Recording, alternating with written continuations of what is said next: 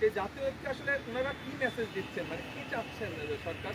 জাতীয় ঐক্যের ফরম্যাটটা আসলে কি হবে? আচ্ছা, আজকে জাতীয় ঐক্যের বিষয়ে আজকে স্যার আমাদের বার্তাটি শুনেছেন, অর্থাৎ রাস্তায়, অর্থাৎ স্ট্রিট মানুষ কি বলতে চায়, মানুষ আমাদের মধ্য দিয়ে কি বার্তাটি দিতে চায়, সেই জিনিসটা স্যার আজকে আমাদের কাছ থেকে শুনেছেন। আর যেটি বললেন ভারতের যে বিষয়টি, দেখেন ভারত সবসময় আওয়ামী লীগের চোখ দিয়ে বাংলাদেশকে দেখেছে। ভারতের সাথে যে সম্পর্কটি, সেটি জনগণের সাথে জনগণের সম্পর্ক হয়নি, সেটি রাষ্ট্রের সাথে রাষ্ট্রের সম্পর্ক হয়নি, বরং ভারতের সাথে আওয়ামী লীগের সম্পর্ক হয়েছে। আমরা স্যারের কাছে আমরা জানিয়ে আছি যে ভারতের সাথে বাংলাদেশের ফ্যাসিস্ট সরকারের যেই অশুভ চুক্তিগুলো হয়েছে, গোপন চুক্তিগুলো হয়েছে, সেটি যেন প্রকাশ করা হয় এবং পানির যে ন্যায্য হিস্সা রয়েছে সেই হিস্সাটি যেন বাস্তবায়ন করা হয়।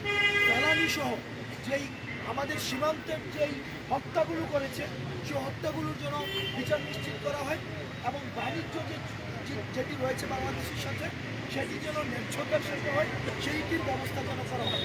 এবং আমরা বারবার বলেছি ভারতের জনগণের সাথে আমাদের বাংলাদেশের জনগণের কোনো ধরনের বিমাতা সুলভ সম্পর্ক নেই, একদাগোষ্ঠী কোনো সম্পর্ক নেই, বরং ভারতের যে সরকার একদম বছরের পর বছর 1.5 যুগের বেশি সময় ধরে বাংলাদেশকে নিয়ন্ত্রণ করার জন্য আওয়ামী লীগকে অস্ত্র হিসেবে ব্যবহার করেছে।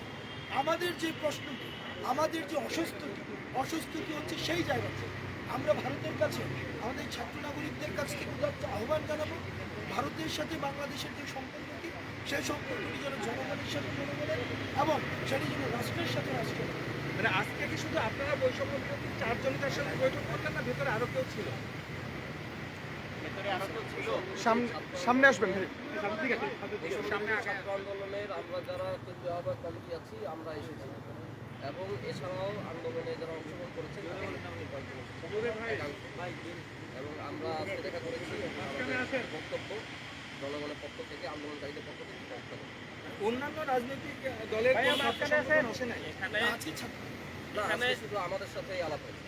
এখানে শুধুমাত্র আমাদেরকে কয়েকজন শিক্ষার্থী যারা হচ্ছে আন্দোলনের ফেস হয়েছিল জাস্ট তাদেরকে ইনভাইট করা হয়েছে, তারা এখানে এসেছে।